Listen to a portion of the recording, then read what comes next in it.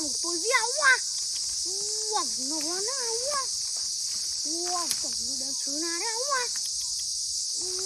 Wow, wow.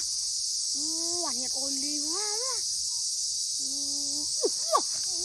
Wow, wow, wow. Wow, nhiệt cá nhau quá. Wow, mình ngộp tăng nữa chưa. Wow, wow, đường ta mình ngủ ngọt khương gì mà quá. Wow, một rầy cho máu quá. Wow, này cái này lên cái bá quá. Một cái nhằm việc. Wow, chọc mang có thắm quá. Wow, wow, mình lên cuồng gì mà quá. Wow, wow, lựa đơn chôn quá quá. Còn nán này quá. Wow, chọc chăm chăm này cuồng gì đó quá. Wow, bè khương này rồi chập quá quá. Wow, wow, chập này hả? Wow, chập toàn bàn này đó, cuồng gì cho mà quá.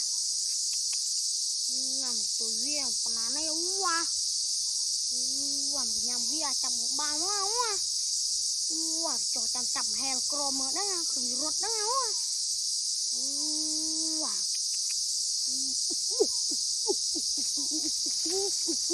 Wow, wow. Wow, một cái co véo quá. Wow, nghiệm coi cơ đâu quá.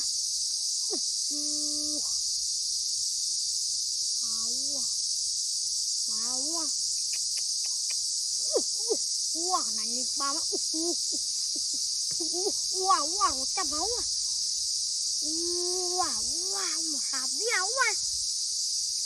Wow, trộm quá. Wow, hạt véo, còn là này quá. Wow, máu quá. Mà cồn gì đó quá, hơi ve lươn nó rồi âu gì đó quá. Khơi này âu gì chặt nó quá. Máu quá, học này quá. Wow, nó cồn bòn kia đó quá. Wow, mày kia đâu quá. Đấy ra quá, đọt đó nè. Máu quá. Wow, này rùm tọt màu mấy áo quá. Lần tổng gột một kia quá. Máu quá. Máu quá. Wow. Wow, máu quá. Thủ máu quá. Wow, máu quá nè. Wow, máu quá. Wow, máu quá. Wow. Wow quá. Wow, cái nào quá. Wow, mày. Wow quá.